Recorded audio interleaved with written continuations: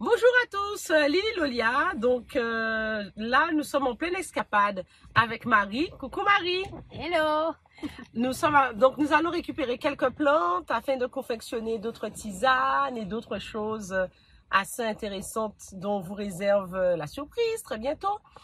Souvent, je suis interpellée par le fait qu'on me dise oui, mais je voudrais faire un bain, mais j'ai pas assez de plantes, j'ai pas assez de feuillage. Vous savez, il existe plein de types de bains différents. Il y a pléthore de bains.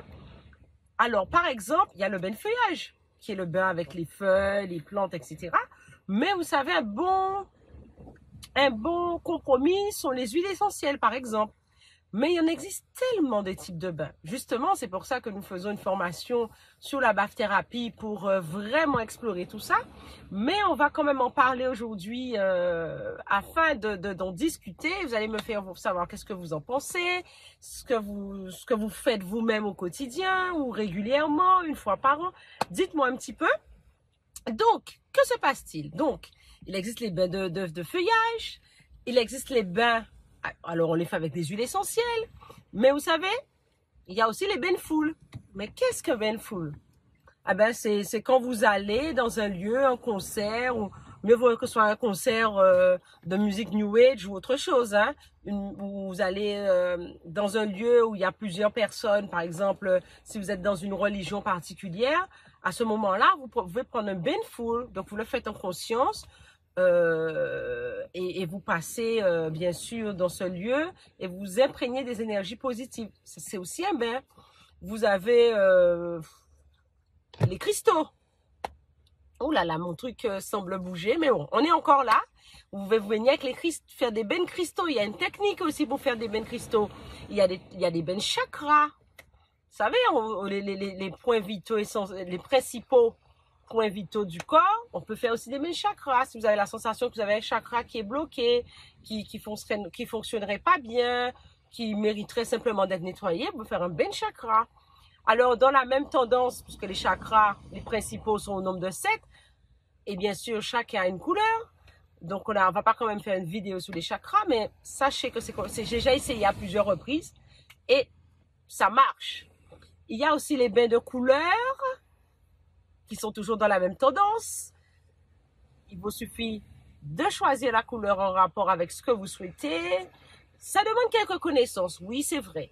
Mais ce sont des bains et des types de bains. Évidemment, nous n'allons pas discuter trop longtemps par rapport aux bains de feuillage. Nous connaissons tous les bains de feuillage. Eh bien, il vous suffit simplement de prendre vos feuillages. Mais là, on ne va pas rentrer dedans trop longuement. Mais qui dit feuillage dit souvent lotion. Eh bien oui, les bains de lotion, et nous parlons de lotion, par exemple aux Antilles ou si vous êtes en France, le Raleigh Ménévini est bien connu. Et vous en avez plein d'autres, et partout. Vous avez aussi les bains de mer pour la purification, simplement. Récemment, il y a plusieurs personnes qui m'ont interpellé par rapport aux bains de rivière pour la purification. Alors, c'est vrai que c'est quelque chose que nous étudions en atelier, en cours. Le bain de rivière peut être pour la purification, mais il a tellement de plus de vertus que ça serait dommage de le limiter juste à la purification ou se débarrasser des énergies négatives. Mais c'est quelque chose quand même qu'il faut vraiment étudier. Et c'est un sujet passionnant, les différents types d'eau et à quoi ils servent. Peut-être bientôt, je vous ferai une vidéo à ce propos. Je ferai un petit sondage et vous allez me dire qu'est-ce que vous souhaitez plus que je fasse une vidéo, quel sujet que vous pensez que je devrais traiter en priorité. Pas de souci. Donc, on parlait des bains de lotion, évidemment, les bains de fleurs, tout ça, ce sont des bains. On a aussi les élixirs, par exemple les fleurs de bac.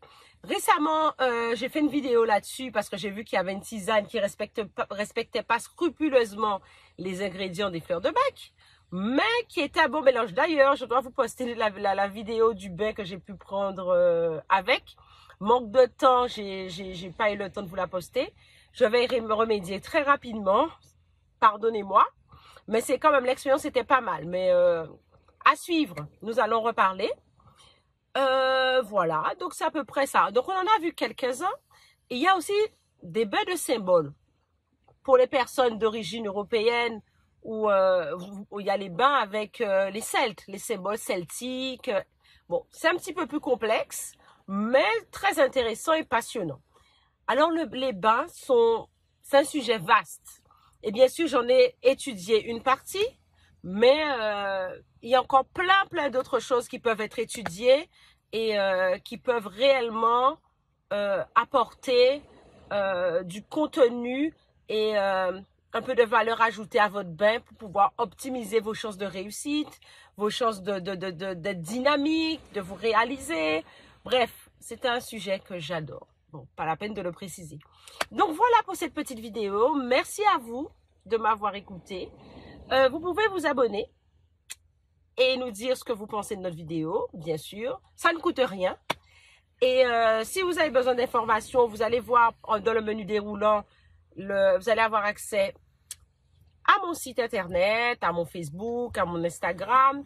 Nous avons aussi des cours en ligne. Bon, allez faire votre petite curiosité, votre petit tour. Et puis, surtout, afin de nous améliorer, d'avoir plus d'informations, merci de nous envoyer des petits messages, même d'encouragement. Ça fait toujours plaisir. Belle journée à vous et, comme on dit chez moi, à dans d'autres soleils.